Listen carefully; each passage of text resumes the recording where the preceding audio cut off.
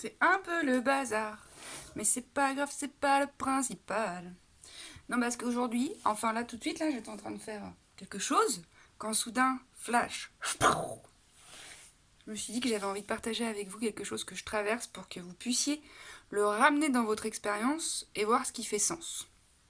Parce que je rappelle que c'est toujours le but de mes partages, et puis si ça fait pas sens, this is alright. Puis si ça fait sens, this is alright. Non mais c'est parce qu'en ce moment, je suis en train de... J'aimerais proposer le yoga duré en entreprise. Du coup, j'ai commencé à rédiger une lettre avec ma patte, avec mon style qui effectivement ne correspond pas forcément au code préétabli. Oui, c'est vrai que moi j'écris un peu comme je parle et puis je m'adresse un peu aux employeurs, enfin aux chefs d'entreprise, comme des êtres humains. Mais c'est parce que je ne peux pas faire autrement que de voir un être humain derrière le chef d'entreprise. Je ne vois pas d'abord la personne qui veut potentiellement faire des sous, et puis assouvir ou quelque part une envie de pouvoir. Je dis pas que tous les chefs d'entreprise sont comme ça, mais il se peut que dans ces espaces-là, je rencontre plutôt des personnes de la sorte. Mais comme il se peut que pas. Enfin bref, toujours est-il que j'ai fait lire cette lettre à une amie qui m'a conseillé de jarter plein de trucs de ma lettre, de reformuler, et qui m'a dit qu'effectivement, pour entrer dans une entreprise, il va falloir que j'épouse leur code, ne serait-ce que le temps de franchir la porte, que je me plie à la forme de la porte, une fois que le contrat est signé ou quoi qu'est-ce, je me redresse et je me propose comme je suis. Et j'entends qu'effectivement, ce faisant, j'aurais peut-être plus de possibles actions, non, réponses positives si dans ma lettre j'y mettais quelque chose de beaucoup plus structuré, beaucoup plus professionnel. Et c'est intéressant parce que je vois de par le regard de certaines personnes sur cette lettre-là, de par les postures qu'elles adoptent, quelque part quelque chose qui ferait pérenniser en fait ces codes-là. Mais moi, ces codes, ils me vont pas. J'ai pas envie qu'on crée une séparation entre moi et puis le chef d'entreprise et puis l'employé. J'ai envie de dire, on est là pour grandir ensemble. Moi, je peux proposer du mieux-être dans ton espace. Tes employés en ressortiront mieux. Du coup, ton entreprise aussi. Enfin, c'est logique, quelque part. Eh ben, je me demande si, dans tout ce que je vois en ce moment sur les réseaux sociaux, notamment sur il est temps de faire rayonner ta lumière, il est temps de briller. Il y a plein d'opportunités aujourd'hui en termes de conscience, parce que la conscience demande à s'élargir, j'ai l'impression, à travers nous. Donc nous demande de nous épurer de bien des conditionnements, de bien des émotions, mais c'est magnifique en fait, hein. C'est des propositions, c'est pas des contraintes, enfin je veux dire c'est des cadeaux, bien sûr que c'est pas confortable, mais c'est magnifique. Et en fait, moi-même je me suis demandé si j'allais pas la corriger. Moi-même de toute façon j'ai demandé à mon ami de me la lire, de lire ma lettre. Donc moi-même, quelque part, est-ce que j'étais pas trop en confiance à l'intérieur de moi, en mode j'aimerais bien un autre son de cloche que le mien, parce que c'est vrai que moi, voilà, je fonctionne comme ça, mais je vois bien qu'il y a un certain décalage entre la majeure partie du monde qui fonctionne d'une certaine chose, et puis des personnes qui fonctionneraient un peu plus comme moi, avec le cœur, mais qui sont en proie aussi à des difficultés, mais qui œuvrent en ce sens, en fait. Et en fait, c'est très drôle, parce que du coup, ça montre juste qu'il y a un manque de confiance en moi. Mais forcément, puisque au même titre que vous, moi on m'a pas forcément validé, et puis je suis née dans le même monde que vous, avec le même système éducatif, donc forcément j'ai été traumatisée. Bien sûr, ça peut pas être autrement. Mais finalement, quand on demande l'avis aux autres, est-ce que c'est pas parce qu'on... Et là, c'est une interrogation réelle, hein. Est-ce que c'est pas parce qu'on doute de l'élan du cœur? Si l'impulsion, elle est réelle, moi la lettre, je l'ai écrite en 3 minutes. Hein. Je l'ai relue, j'étais là. Et bien sûr qu'il va falloir que je sois convaincant dans une lettre, mais j'aime à croire que les personnes pour qui je vais devoir aller œuvrer bah, porteront un peu cette vibration en eux et ça fera écho. Alors que si je tords initialement ce que je mets dans la lettre et que j'arrive dans cet espace en torsion, enfin tordu du moins, bah c'est à moi que je fais mal direct, puisque je me propose tordu. Alors que moi, je suis ce que je suis, puis tu es ce que tu es, puis c'est magnifique en fait. On pourrait me dire, t'as une structure éclatée, c'est pas comme si que ça fonctionne, c'est pas comme ça. Mais c'est marqué où que ça fonctionne d'une certaine façon plus que d'une autre? C'est pas parce que la société a validé des codes que pour toi ça fait sens. Et moi je vois bien en fait que ça me met en tension, que dans mon cerveau ça s'agite. Et quand ça s'agite dans mon cerveau, bien souvent, pas tout le temps, mais c'est aussi une façon de me montrer, man, c'est pas là qu'il faut regarder l'énergie que je déploie à me dire est-ce qu'il faut ou est-ce qu'il faut pas, est-ce qu'il faut que je change cette lettre ou pas. C'est pas là parce que tu l'as écrite comme ça cette lettre. Fais-toi confiance. Ouais, mais quand même c'est pas terrible parce que mais toutes les histoires que je me raconte derrière, elles sont rendues possibles comment? Comment sont-elles rendues possibles? C'est bien parce qu'existe des égrégores collectifs dans la société qui valident quelque chose plutôt que quelque chose d'autre. Mais je suis désolée, moi. Ce n'est pas être... Il y a cette phrase-là, ce n'est pas être fou.